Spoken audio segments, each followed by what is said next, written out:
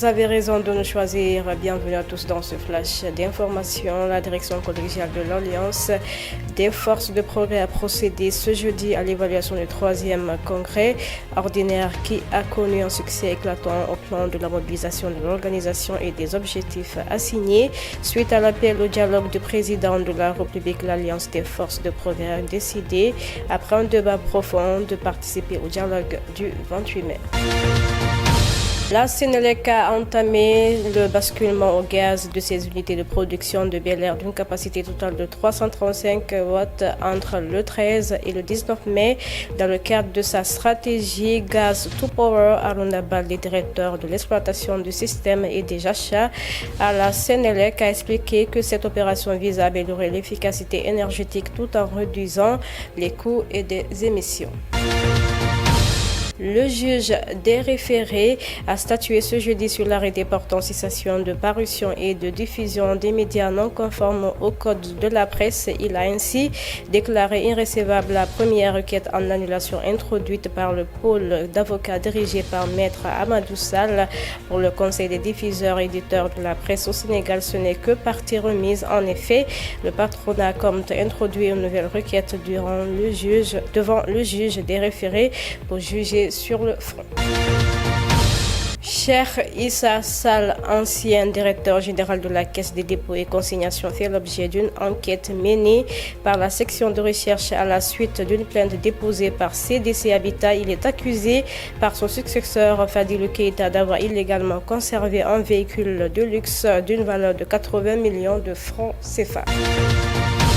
Le commissariat central de Thiès a mené une opération de sécurisation dans la nuit du 14 au 15 mai dans ce secteur de compétences. Ainsi, 63 éléments ont été mobilisés, 25 GMI, 14 CU ainsi que 6 véhicules d'intervention à cet effet. Des patrouilles ont été effectuées dans le secteur des Parcelles Assainies.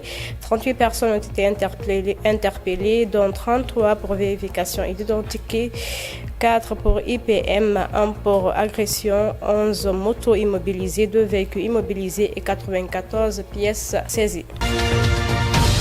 Guinée Hadj 2025, ce qui devrait être un voyage spirituel s'est transformé en cauchemar pour une quarantaine de candidats guinéens au pèlerinage à la Mecque. Ces fidèles affirment avoir été victimes d'une vaste escroquerie orchestrée par des individus leur promettant des places pour le Hadj. Finalement, pas de visa, pas de billet. Le dossier est arrivé à la direction centrale de la police judiciaire pour des enquêtes. Ensemble pour une sécurité routière intégrée dans l'espace AES, c'est le thème de la première rencontre des experts de la sécurité routière des pays membres de l'AES qui se tient du 14 au 16 mai à Bamako pour uniformiser les textes entre les États membres. De l'ouverture des travaux qui a eu lieu mercredi dernier était présidée par le secrétaire général du ministère des Transports et des Infrastructures, Mama Djenebo. Niger, à l'appel d'un collectif de 28 syndicats, les enseignants ont entamé une grève de 72 heures à compter de mercredi, un mouvement d'ampleur nationale qui paralyse le secteur de l'éducation. Le mot d'ordre a été lancé lundi dernier par la dynamique des syndicats du secteur de l'éducation et de la formation. Les enseignants réclament le recrutement sans concours des contractuels dans la fonction publique, le paiement régulier de leur salaire.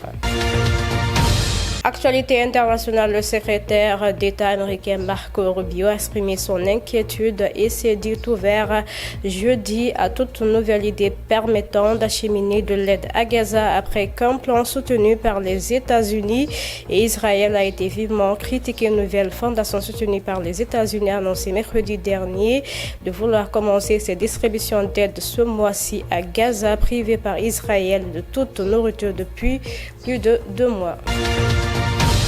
Infosport, avant de fermer ce flash d'information, le FC Barcelone de retour sur le trône, vainqueur de 2-0 dans le derby face à l'Espagnol Barcelone. Le club catalan a remporté jeudi son 28e titre de champion d'Espagne au terme d'une saison aussi folle que pleine de promesses. Ainsi prend fin ce flash d'information.